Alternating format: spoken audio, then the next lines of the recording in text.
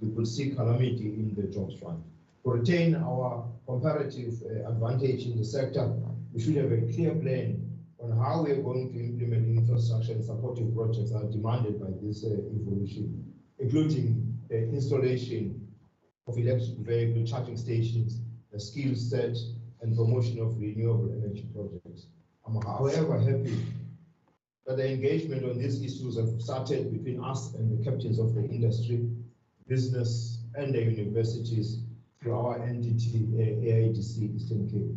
In his State of the Province address, Honorable Premier Mbuyane announced that establishment of an auto sector aftermarket program that will benefit 300 panel beaters and mechanics in our province. In this regard, the provincial government has allocated to the AIDC an additional funding amounting to 3 million rand in 2023-24 for the development of beneficiaries of this program to enable them to acquire accreditation, equipment, technical skills training, as well as working premises for accessing insurance. To enhance operation at AIDC, we have allocated them 31.6 million rand in 2023-24. Honorable members, it's exciting to realize benefits in the investment that we have made to the film industry.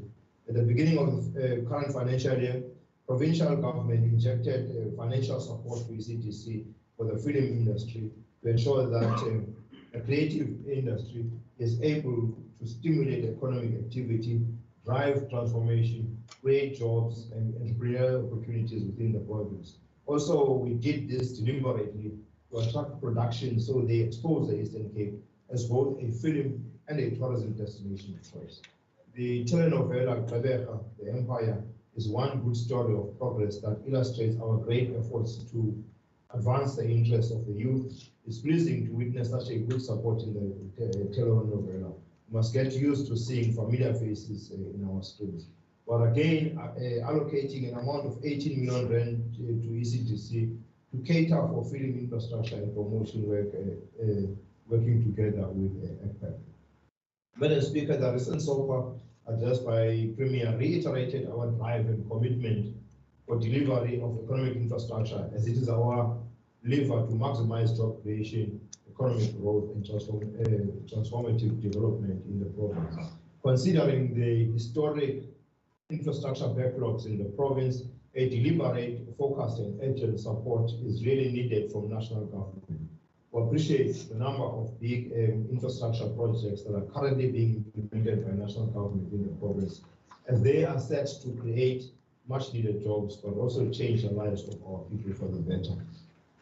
You would know the catalytic project, the N2 Wild Coast Road that links the eastern side of the province in KwaZulu-Natal. And this will have significant economic benefits in terms of logistical support, regional economic development and tourism, especially for the OR Tambo and Alfred. So national government has invested 4 billion rand into this project. Expected reductions in travel times and travel costs as a result of this project will improve the overall competitiveness of agricultural and industrial sectors within the province. It is estimated to create 8,000 direct jobs and up to 28,000 indirect jobs during its construction phase. The national government once again committed to the Mzimbu water project. We are pleased that 8 billion rand has been committed to this project, and the construction of Ntabelanga Dam will commence later this year. And this is a story of good progress for the province. Honorable Speaker, the energy crisis is receiving attention in national government, and we hope for a swift turnaround of events, especially with the appointment of the new minister responsible for electricity. We cannot overemphasize the severe impact this crisis has on the economy in the province, with the business suffering the most. The off-grid household connectivity program that we implemented at Waterbleng village in Raymond Town municipality is one solution that can be considered by national government to ease off pressure from the national grid. It's a combination of solar panels and wind farms, renewable energy projects that is independent from the national grid. Honorable Speaker, we are making a good progress on the provincial broadband project and is targeting to connect at least 2,700 key government sites based on a broadband as a service model. Between 2021 and 2022, 762 cumulative number of sites were connected at a value of 176.3 million rand. We plan to have connected 1,200 sites by the end of June this year. And for the 2023 MTF, we are allocating 350.3 million to the Office of the Premier for the connection of 1,450 targeted sites. Mr. Speaker, in the delivery of the infrastructure, we want to entrench a collaborative approach that is underpinned by the district development model. We explore areas of integration and linkages within the three spheres of government, with special focus on provincial projects, municipal projects, programs, and plans. The focus is to ensure that the infrastructure funds are utilized such that there is value created on the ground. And these efforts take into account the current disinvestment and underperformance that we are observing in the infrastructure delivery space. To improve capacity in the space, the province is also prioritizing to invest in the transversal and inter-sphere capacity building, particularly on planning and execution, focusing on contractors, professionals, as well as oversight capacity to ensure that the gross capital formation is not negatively affected. We have strategically placed the Department of Public Works and Infrastructure to be our nerve center, an amount of 2.5 billion rand in 2023-24 and 7.7 billion rand over the medium term is allocated to the department for this purpose. I must add, honorable members, that there are other risks that we have identified that pose a threat to both our fiscus and development. High incidence of cable theft, railway destruction, vandalism of public infrastructure, such as schools and hospitals, are a huge fiscal and developmental risk in the country and in the province. More collaborative effort between state institutions and civil society must be realized. We have circumvent all these risks and inefficiencies. We encourage good governance and transparency, and projects must be completed on time, and they must be completed within budgets if we are to realize value. Mr. Speaker, our budget strategy and spending approach is guided by the Provincial Development Plan, the Provincial Medium-Term Strategic Framework, Executive Council and the recent State of the Province address. At the core of our priorities is education, as it is one of the tools we use to build and transform our socio-economic standing as a country. And as such, we are allocating an amount of 41.1 billion rand to the Department of Basic Education to improve provincial education outcomes. Of that amount, 28.3 billion rand in 2023-24 and 89.144 billion over the MTF is set aside to fund the post-provisioning loans, including the appointment of school-based educators for critical subjects, posts for substitutes, special intervention and curriculum and growth. Also, 2.5 billion rand has been made available over the 2023 MTF for the annual procurement of textbooks and stationery for all learners in grade up to grade 12. Additional to educators baseline, an amount of 2.5 billion rand over the 2023 MTF has been allocated to address budget pressures in compensation of employees, while an amount of 3.9 billion rand over the 2023 MTF has been allocated for the cost of living adjustment in the department. To deal with school infrastructure backlogs, the department has allocated 1 billion rand of the total budget of 2 billion rand for the school infrastructure backlogs grant, which is the indirect grant managed by the National Department of Basic Education. Mr. Speaker, the sixth term of government administration has been the implementation of the Presidential Youth Employment Initiative Program, which was implemented as the Basic Education Employment Initiative. Since the implementation of this initiative in the 2020-21 financial year, over 3 billion rand has been allocated, benefiting 132,565 unemployed youth. The next phase will be rolled out in the 2023-24 financial year, and it is a budget allocation of 1 billion rand and is targeting to benefit 40,100 unemployed youth. This is a story of good progress considering the rate of unemployment in the province. Mr. Speaker, We believe that a healthy nation is a productive nation. As such, the Department of Health has been allocated an amount of 28.1 billion rand to continue with their efforts of improving the health status of the province. An additional amount of 967.7 million rand in 2023-24 financial year and 3 billion rand of the 2023-24 MTF has been allocated for the compensation of employees and service backlogs, including antiretroviral therapy, TB, medicine, and other goods and services. Some of these funds will be ring-fenced to deal with medical-legal aspects in the ruling of the Noela case. Honorable members, our turnaround strategy at the Department of Health is beginning to yield positive outcomes. This is after we identified a number of challenges that are found in the healthcare system. At the core of these challenges are the medical-legal claims that are draining provincial coffers, leaving health with serious cash flow challenges. The multi-pronged strategy's main purpose is to steer provincial health services into becoming more comprehensive and balanced in responding to individual, patient, family, and community health needs. It is looking at improving inefficiencies across the system, focusing on these pillars: optimization of budget, increase in income streams, decrease losses and manage risk, digitalization and efficiencies and cost saving. These measures, in a nutshell, seek to address the department's cost of employment, their infrastructure, and their supply chain processes. They also seek to decrease clinical risk, deal with fraud and corruption, digitalization of systems, and widen their revenue sources. We are happy now that through the implementation of the strategy, the following has been achieved.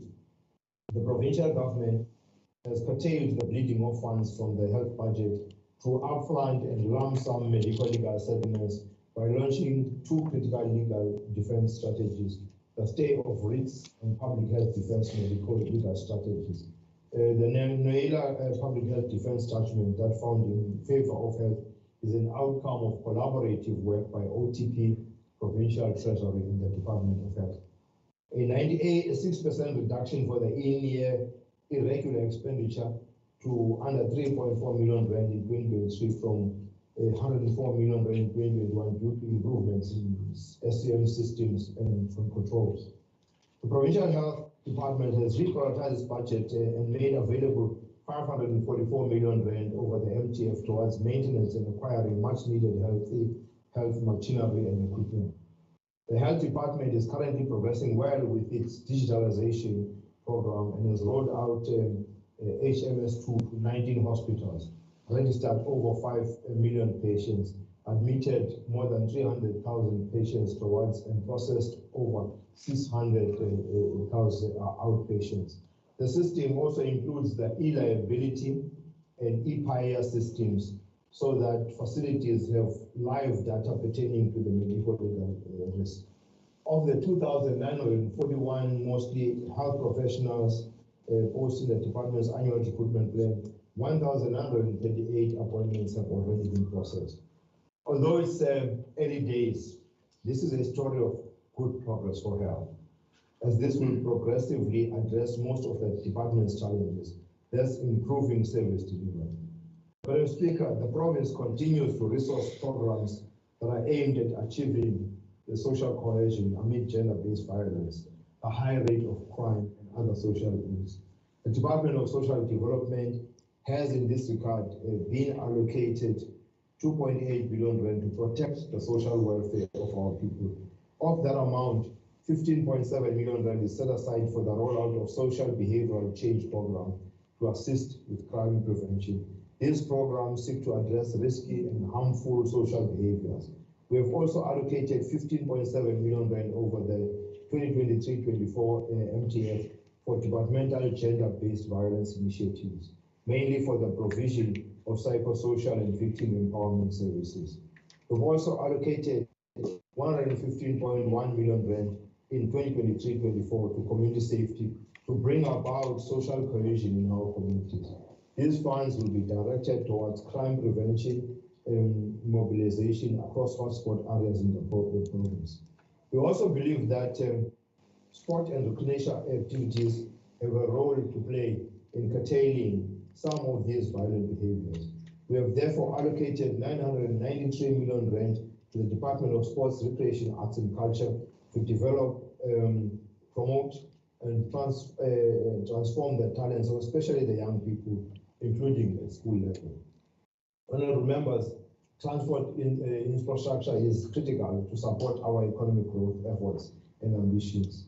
Quality roads and other transport infrastructure enable any government to attract investment as they create a friendly environment for business boom. In this regard, we are allocating 5.6 billion rand to the Department of Transport to, among other things, continue with the construction and resealing of provincial roads, including roads that connect to economic and social amenities. Of that amount, 2.5 billion rand has been allocated to continue with phased implementation of Wild Coast Meander route, upgrading of a road to Spetu Hospital, upgrading of R61 road via N2 to Clarkbury, and construction of Middelburg Integrated Traffic Control Center Phase 1 and N9 intersection. Sandral is already assisting us with the implementation of 5 key projects. In his SOPA, Honourable Premier, we are committed to the construction of bridges that are under the Winnie-Sizwe program. To get this program running, we are committing 470.2 million rand to the department in 2023-24, targeting 26 rural bridges. Honourable Speaker, the province is beginning to take advantage of the comparative advantage it has on agriculture. This entails various food security programs that will cater for both household and commercial side. We have earnestly engaged in developing a program that is geared towards procurement of agricultural food products from local farmers and aggregators, leveraging on the needs for school nutrition, patient food, and food parcel. The program encompasses strategies to be applied for procuring such products within the province. This program will be implemented in the new financial year, and its successful implementation will go a long way in addressing the challenge of food security and job creation. The Department of Health is already engaging their procurement processes to give effect to this program. For the 2023 MTF, government has invested 5.1 billion rand for school nutrition program, 483.8 million rand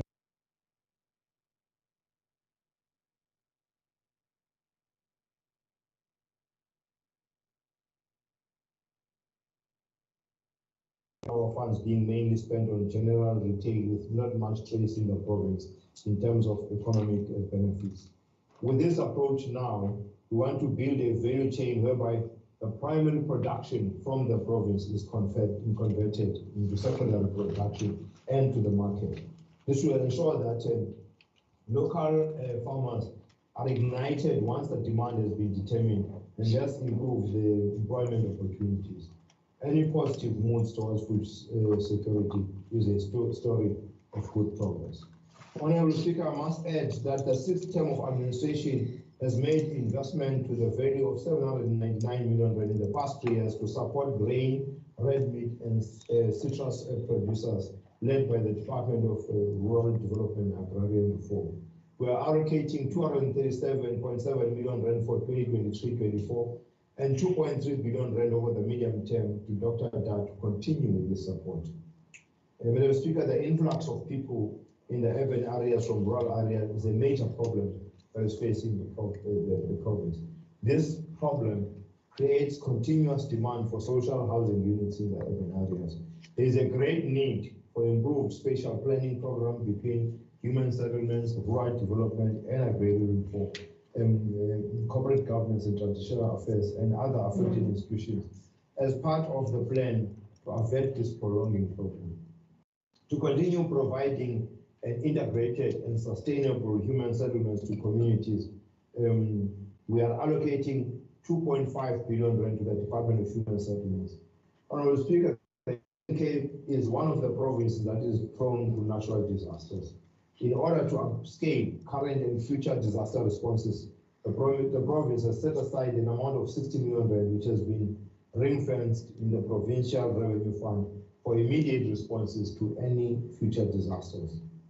This amount is in addition to the 2% allocation of the total infrastructure budget of each department and is set aside towards disaster and climate changes. And we want to urge departments to ensure that this 2% is set aside for disasters. For 2023-24, an amount of 122 million rand is added to the Department of Transport Provincial Roads Maintenance Grant for the carry-through costs of repairs of provincial roads that were damaged by the floods.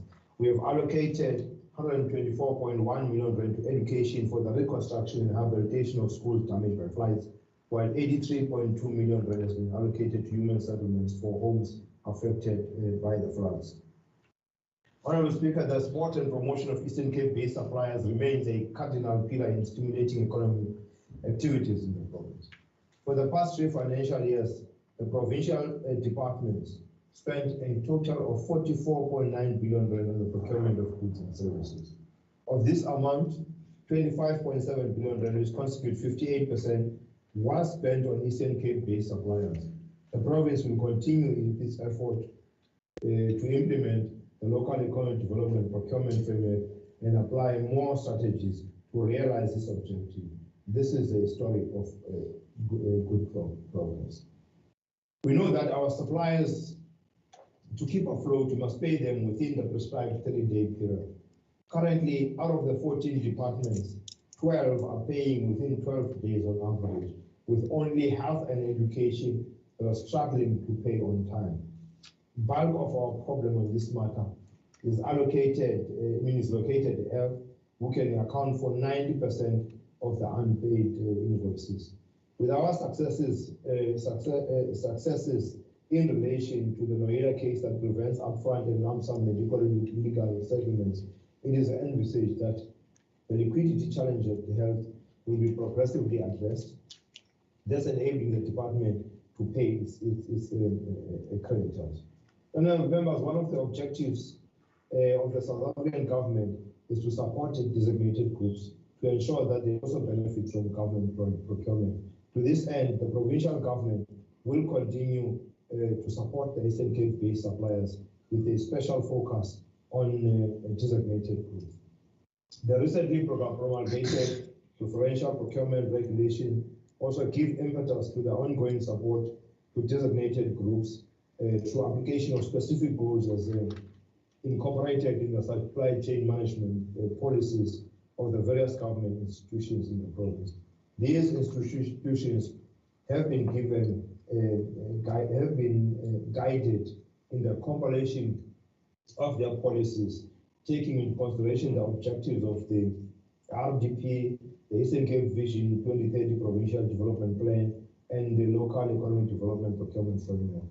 The implementation and the adherence to procurement plans remains one of the focus areas. The development of procurement plans is now aligned to the budget process. In the next 2 financial years, the provincial treasury will embark in the process of automation of supply chain management processes. This will ensure that tasks are performed with minimal human intervention or interaction, and will improve turnaround times, accuracy, and compliance, amongst others. Honourable Speaker and members, as we reported during the medium-term budget policy speech last year, our efforts to improve governance and accountability in the province is showing a steady progress as evidenced through recent audit outcomes. We're now putting an increased effort to departments of health, education, and transport to ensure that they also jump into the bus of those who registered unqualified audits. Provincial departments and entities must focus on implementing the audit improvement plans so we don't regress as a collective. One of our major challenges is having majority of our municipalities in financial distress, which affects their sustainability. Causes for this is poor revenue collection and poor implementation of the containing measures.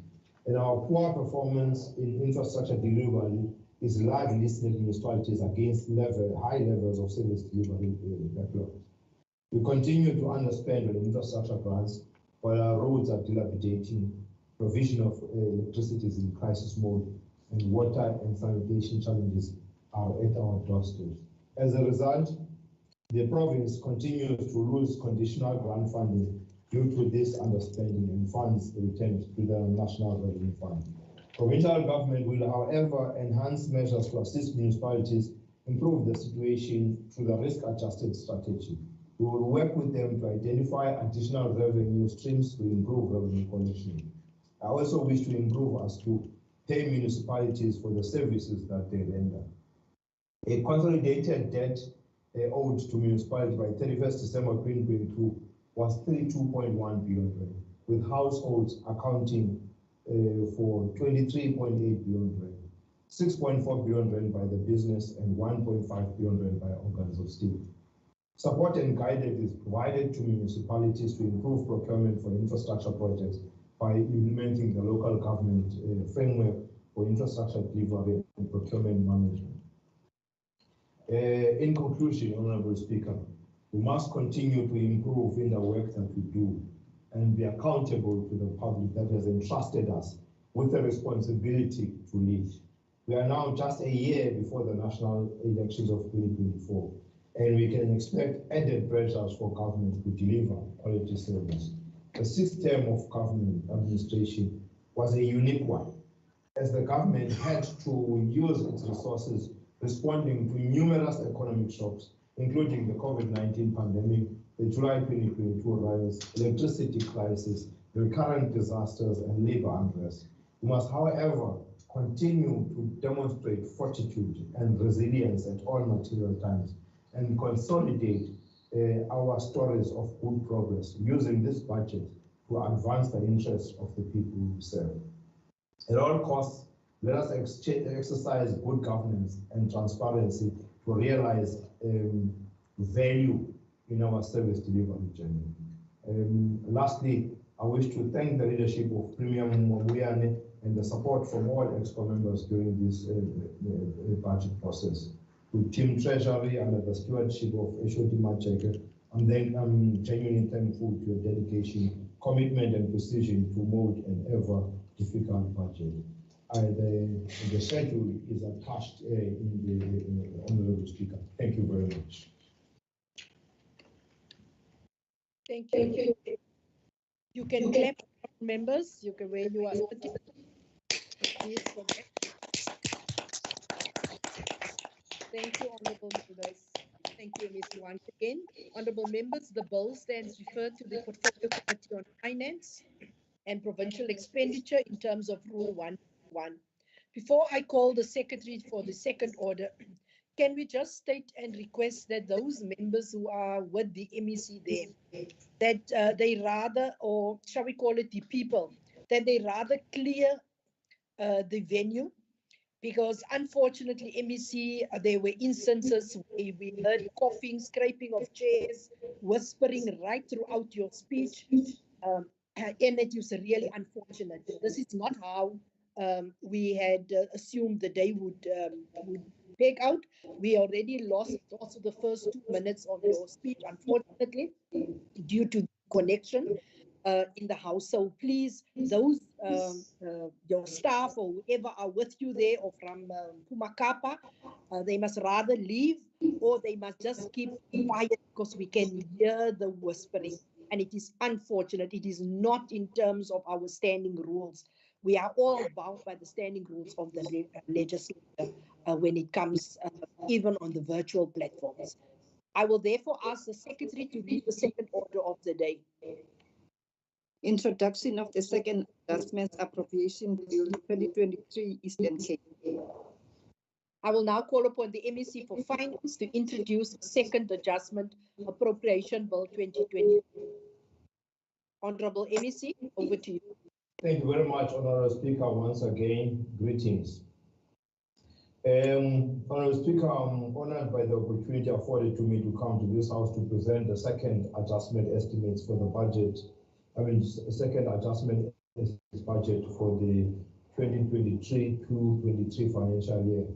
You will recall that in November 2022, the Eastern Cape Province tabled the adjustment estimates budget and the medium-term budget policy statements for 2022-23. Today, I'm tabling the following documents for the second adjusted budget. The 2022-23 second adjusted estimates of provincial revenue and expenditure, and the 2022-23 second adjusted appropriation bill. The Gazette detailing ex gratia payments to traditional leaders has already been published on the website of Government Building Works. The adjusted budget that I'm tabling today is responding mainly to the stopping and reallocation of conditional grants to the province by a Minister of Finance who is acting in terms of Section 18 and 19 of the Division of Revenue Act number 5 of 2022. The National Department of Health, because of an erroneous allocation made to the province on the National Health Insurance Grant amounting to 7.4 million rand, has been stopped for the province. Subsequently, the Minister of Finance published a notice in Government Gazette number 47789 dated 23rd December 2022. These funds have been reallocated to the provincial departments of health in Gauteng, Mpumalanga, and KwaZulu-Natal. This decision was taken after consultation with the Eastern Cape Department of Health. The National Department of Basic Education stopped an amount of 100 million rand from the Education Infrastructure Grant, which was allocated to the Eastern Cape Province. Subsequently, the Minister of Finance published this notice in Government Gazette number 48095, dated the 21st of February 2023. The funds for the grant were to help accelerate construction, maintenance, upgrading, and rehabilitation of new and existing infrastructure in education. The funds were stopped because of the Provincial Department of Education's inability to spend. Madam Speaker, this does not augur well for the province, taking into consideration the historical infrastructure backlog, where our school infrastructure needs to be improved to enhance learning outcomes. Our diagnosis of this recurring challenge emanates from the inadequate planning and management of procurement plans by the department. The Cabinet consequently took a decision that all procurement plans must be concluded in a financial year preceding the year of implementation for all infrastructure projects. We are closely examining this matter within the lines of consequence management. Whilst funds were stopped by the Minister of Finance for Education and for Health, I must indicate that the province received additional funding. The National Department of Human Settlements allocated an amount of 84.108 million rand to the Provincial Department of Human Settlements from the unallocated Provincial Emergency Housing Grant. The grant is for the provision of temporary shelter assistance to households affected by disaster. We're appealing to the department to respond swiftly in speeding up the procurement of these temporary shelters as to address the plight of our people that have been waiting for this relief. Honorable Speaker, there were cost pressures in the provincial legislature, and after numerous engagements, an amount of 13 million rand has been added for the purpose of augmenting the compensation of employees due to the 2022-23 sector collective agreement for a cost of living adjustment of 4.5% and the once-off non-pensionable cash payment. Honorable Speaker, education continues to be one of the primary resources of change as it increases individuals' capability through knowledge and skills acquired, thus creating better chances for employment, especially for young people. However, most students are trapped by historical fee debts, which then prevents them from registering to complete their degrees or diplomas, as well as getting their results or certificates. In the State of the Province address on 24th of February 2023, the Honorable Premier had acknowledged the heavy load of debt faced by students in our 4 local universities. And trying to curb this situation and its negative impact on students, the province intervened through the Office of the Premier and has made available 50 million rand to assist disadvantaged students in the 4 provincial universities, namely Walter Sisulu University, University of Fort Hare, and Nelson Mandela University and Rhodes University. This will enable the affected students to complete their studies, enter the job market, and break away the poverty cycle. Honorable members, the province continues with support to the citrus and macadamia nut farmers. As such, we have identified an amount of 12.2 from projects that showing slow progress due to the inclement weather and redirected it to this support. These projects were under the same comprehensive agriculture support program grant called CASP. The National Department of Agriculture, Land and Reform and Rural Development has also endorsed this financial support. Madam Speaker, a total of 30.827 million has been surrendered to the Provincial Revenue Fund by the Department of Economic Development, Environmental Affairs and Tourism, resulting from 16 million rand on compensation of employees due to the delaying of filling of votes, 13.4 million rand on the LRED programs, as the recommended applicants could not provide the outstanding information despite assistance provided by the department, and 800,000 rand on the Blankwater mini-grid projects due to the Raymond Hlaba local municipality not being tax compliant in order for the transfer to be made.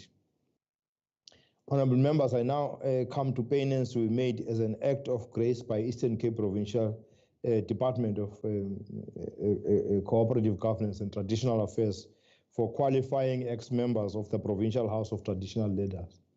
An amount of 1.8 million rand was allocated during the 2022-23 adjustment estimates in transfers and subsidies under households. Of this amount, 1.6 million rand has been verified to be paid to 19 ex-members from the different kingdoms and regions. These have been published as a notice in the Provincial Government Gazette that was published on 13th March 2023. The full details with respect to the names of the affected traditional leaders will be made available in the annual report of the 2022-23 financial year by the department. In conclusion, Madam Speaker, I would like to reiterate the province's commitment towards fiscal consolidation and to ensure that we spend the allocated resources to improve the lives of the people of the Eastern Cape. I'd like to take this opportunity to thank the Honorable Premier and his EXCO for their leadership, guidance, and support. And our gratitude is also extended to the Portfolio Committee of Finance and Expenditure for always keeping us on our toes through progressive oversight. And lastly, a special appreciation to the provincial management led by the Director General, Head of Provincial Treasury and Treasury Office officials in the Budget Office for putting together this second adjusted budget. Thank you very much, Honorable Speaker. Thank you, Honorable.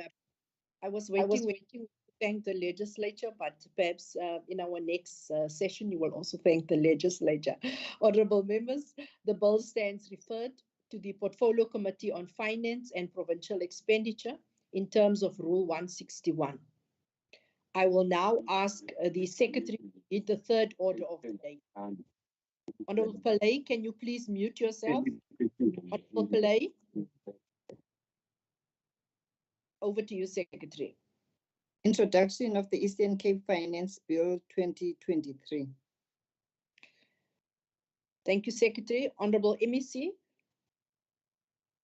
will you please introduce the Finance Bill 2023? Once again, and let me take this opportunity to table the Finance Bill of 2023 for the consideration by this House.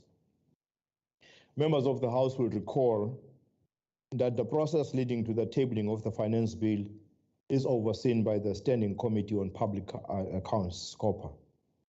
The committee deliberated on the matters arising from the unauthorized expenditures and issued SCOPA resolutions.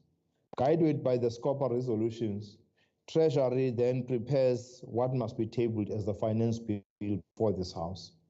We are here today to table the Finance Bill for unauthorized expenditure totaling 184.6 million rand incurred by the Department of Education in respect of 2021 2022 financial year.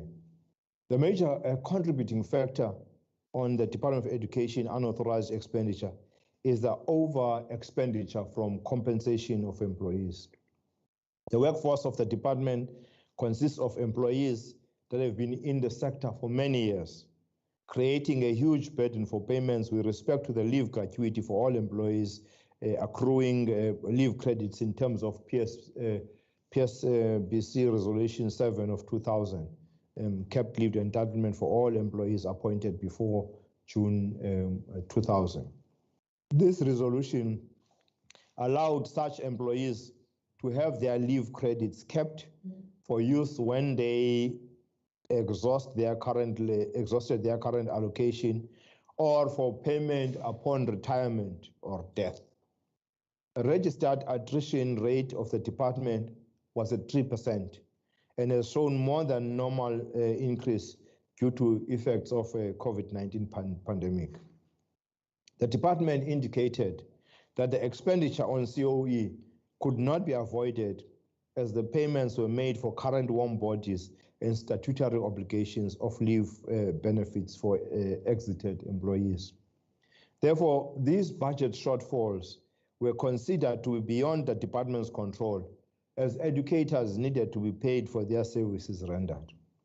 Following due process, which included the verification of supporting documents to validate the reasons given, SCOPA considered the unauthorized expenditure incurred by the department and recommended to the House that a total of 184.6 million rand be funded through the finance bill. This amount will be funded from the revenue fund, which has sufficient funds available to fund the total. SCOPA has correctly resolved that some form of accountability must be enforced against those responsible for incurring unauthorized expenditure. We agree fully with these resolutions, as we must encourage high levels of financial management discipline at all times in the public service. The improved audit outcomes that we received in the previous financial year should serve as a motivation to ensure that our financial management systems do not allow for incidences such as unauthorized expenditure to be incurred in the first place.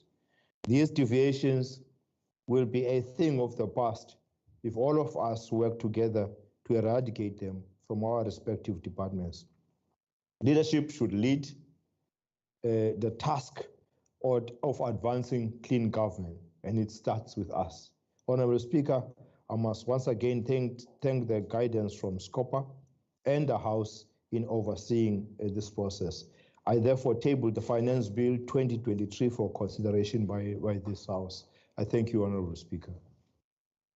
Thank you, Honorable MEC. Honorable members, the bill therefore stands referred to the Portfolio Committee on Finance and Provincial Expenditure in terms of Rule 161. Let me take this opportunity to thank all members that have joined us on this virtual platform. Let me also thank the MEC for ensuring that he is joined to table the finance bills and the main appropriation bill to us today, as well as the adjustment appropriation bill. Honourable members, this therefore concludes for this financial year. The House is therefore adjourned. Thank you. Thank you, Honourable Speaker.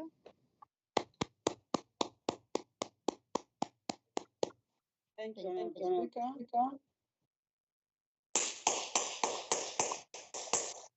But what is that? Why are you clapping for a budget that does not serve the legislature? You're clapping. Are you angry? I'm off now. Are you angry? Uba ibinganikwanga education okanye health buzobe uthethe yonke le lapha phansi kwelanga. That's true. Ufuna sesibengele yena apha Mthembu ubhaka. Le budget abasevisa abathembu. Kodwa upremier wethu uMthembu samreporta kukumkani. Lo mdlane lo iyamconfuse le nto. Ndiyambona. Europe nobuphi phakathi nje. uphakathi kwebhayi nedinarha. Ya, umbonile. Sharp. Thank you very much, leadership. Enkosi bhuti. Dabula.